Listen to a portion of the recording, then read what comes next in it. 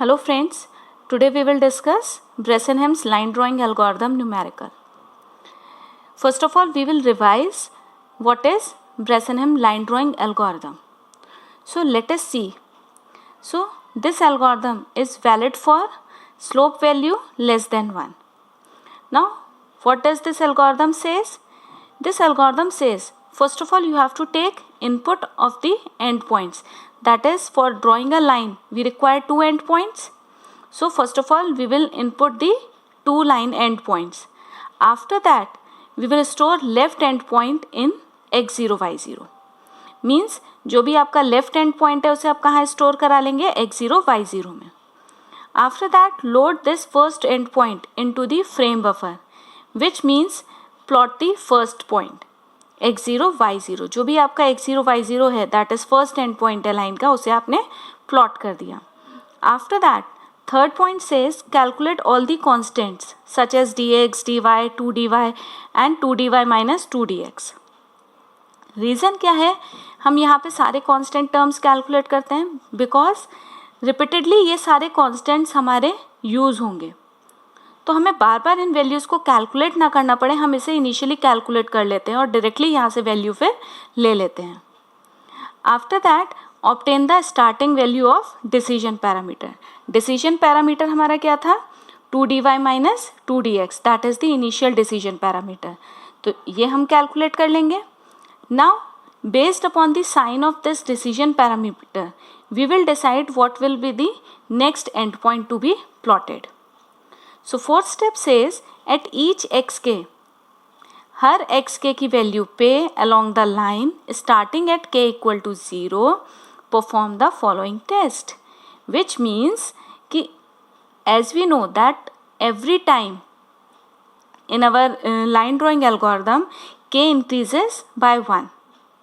So at each xk, हर एक xk increment पे हम क्या करेंगे? ये टेस्ट परफॉर्म करेंगे. और k की वैल्यू स्टार्ट कहाँ से हो रही है? 0 से. We will check the sign of p, decision parameter. If pk is less than 0, which means if p is negative, then next point to be plotted is x plus 1 and yk. Means x is incremented by 1, but there is no change in y-axis. Plus the decision parameter will be pk plus 1 equals to pk plus 2dy. This will become the decision parameter. Next, otherwise the next point to be plotted is xk plus 1 comma yk plus 1. Means अगर p की value decision parameter की value positive आती है तो next point plot क्या होगा? x plus 1 comma y plus 1, दोनों में ही 1 1 इंक्रीमेंट होगा. And decision parameter pk plus 1 will become pk plus 2dy minus 2dx.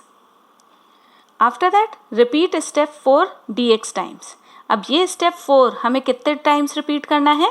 dx time. जितनी भी वैल्यू आपकी dx की होगी उतने टाइम आपको रिपीट करना है. एंड रिमाइंड क्या करना है यहाँ पे? k की वैल्यू कहाँ से स्टार्ट होनी चाहिए? 0 से. तो अब हम देखते हैं न्यूमेरिकल कैसे सॉल्व करेंगे. Now let us assume the given question.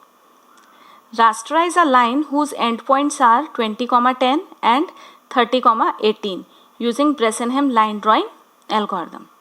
Which means हमें लाइन के एंड पॉइंट गिवन है 20, 10 एंड 30, 18 और हमें क्या बनाना है? लाइन ड्रॉ करनी है. टेक्निक कौन सी यूज़ करनी है? Bressenham line drawing. तो अब इसे हम कैसे सॉल्व करेंगे? सबसे पहले हम सारे वैल्यूज़ ले लेते हैं जो हमारा फर्स्ट एंड पॉइंट है. फर्स्ट एंड पॉइंट क्या है आपका? 20, 10. तो 20, 10 को कहाँ स्टोर कर लेते हैं? x0 y0. तो x0 y0 आपका क्या हो गया? 20, 10. आफ्टर दैट जो भी आपकी टर्म्स हैं आपने कांस्टेंट वैल्यूज़ कैलकुलेट करनी है. dx, dy, 2dy and 2dy minus 2dx. So to solve this, first of all we will consider what is the given data. Given data is x1 y1 and x2 y2. ये हमें given है. x1 कितना given है? x1 y1 is 20, 10 x2 y2 is 30 18। तो ये हमारा हो गया given data. Now with the help of this given data we will calculate the various constants. dx is x2 minus x1, that is x2 is 30 minus 20, 30 minus 20 that is 10, dy is y2 minus y1, that is 18 minus 10, we will get 8, 2 dy is 2 into 8 that is 16, 8 यहाँ से हमारा आ गया। Next 2 dy minus 2 dx, 2 dy is 16 minus 2 dx, dx is 10, 2 into dx is 20 that is minus 4। तो ये हमारे सारे constants calculate हो गए। Next we will calculate the decision parameter initial that is p0। p0 is 2 dy minus dx। 2 dy हमारा कितना है 16 और dx कितना है 10, तो कितना आ गया 6। Now one constraint is also there that is slope value m should be less than 1। तो हम स्लोप कैलकुलेट कर लेते हैं। स्लोप क्या होता है हमारा dy बाय dx। तो dy बाय dx हमारा कितना आ जाएगा 8/10, 8/10 दैट इज 0.8। कंडीशन फुलफिल हो रही है, इट मीन्स फुलफिल हो रही है कंडीशन। तो हम अब इसे सॉल्व कर सकते हैं आगे। तो इसके लिए हम जो सॉल्विंग मेथड लेंगे, हम एक टेबुलर फॉर्म ड्रॉ कर लेते हैं दैट इज के पैरामीटर हमें k टाइम्स चलना है लूप हमारा। नेक्स्ट हमें p कैलकुलेट करना है pk+1 और नेक्स्ट हमारा है प्लॉटिंग पॉइंट xk+1, yk+1। ठीक है, तो अब हम इसे सॉल्व करते हैं। तो इनिशिएट कहाँ से करना है k = 0। p0 हमारा क्या कैलकुलेट हुआ है 6, xk+1 yk+1। अब कंडीशन क्या थी, if p is negative there is no change in y-axis, but if p is positive x and y both are incremented. So here p is positive, x और y दोनों में increment होगा, x+1 और y+1। Initial point हमारा क्या था 20, 10। तो next plotting point क्या हो जाएगा 21, 11। और pk+1 ये क्या है p0।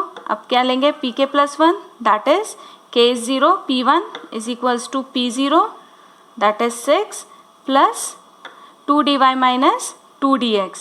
हमारे पास कंडीशन थी ना that is pk+1 is equals to pk plus 2 dy minus 2 dx।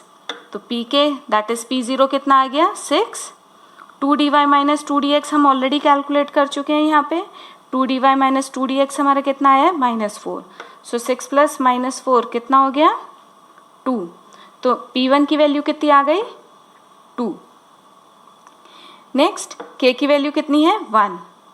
अब p कितना आया हमारा पॉजिटिव आया है, तो नेक्स्ट प्लॉटिंग पॉइंट क्या होगा x में इंक्रीमेंट होगा और y में भी इंक्रीमेंट होगा। फिर से कैलकुलेट करेंगे दैट इज p2 कैलकुलेट करेंगे तो क्या है p1 2 प्लस -4 दैट इज -2। ठीक है, तो यहाँ पे k = 2 पे p2 कितना आ गया -2। अब p क्या है नेगेटिव, तो x में तो इंक्रीमेंट होगा ही होगा बट y में कोई इंक्रीमेंट नहीं होगा, there is no change in y axis. और p की वैल्यू कितनी हो जाएगी pk+1 will become pk+ 2 dy which means now p3 is equals to p2 plus 2 dy। p2 कितना है -2 प्लस 2 dy हम ऑलरेडी कैलकुलेट कर चुके हैं दैट इज 16। तो -2 + 16 दैट इज +14। तो हमारे पास क्या आ गया यहाँ पे p3 14। k की वैल्यू कितनी हो गई 3। नाउ p इज 14 पॉजिटिव है, तो क्या होगा k x में इंक्रीमेंट और y में भी इंक्रीमेंट। p की वैल्यू अब क्या होगी pk+1 is equals to pk plus 2 dy minus 2 dx because now p is positive। तो यहाँ पे क्या आ गया 14 plus 2 dy minus 2 dx हम कैलकुलेट कर चुके थे दैट इज -4। तो क्या आ गया 10। तो k4 पे हमारा क्या हो गया p4 10 पॉजिटिव आया है। तो वैल्यू क्या आ जाएगी 25 एंड 14। P5 क्या हो जाएगा हमारा 10 प्लस -4 दैट इज 6। K की वैल्यू 5 हो गई, वैल्यू क्या आ गई 6, इंक्रीमेंट हुआ दोनों में। P6 कितना आ गया हमारा 6 प्लस -4 दैट इज 2, 6 हो गया, ये 2 आ गया, ये आ गया 27, 16। P7 क्या हो गया 2 प्लस -4 रिजल्ट इज -2 करेंगे। जब नेगेटिव है वैल्यू तो क्या आ जाएगा x is incremented by 1 but there is no change in y axis. और p की वैल्यू क्या हो जाएगी pk प्लस 2dy। तो pk क्या है -2 और dy कितना है 16 दैट इज 14। अब क्या आ गया 8, 14 और यहाँ पे क्या आ जाएगा 29, 17। P9 कितना हो जाएगा आपका 14 plus 2dy minus 2dx that is -4 that is 10।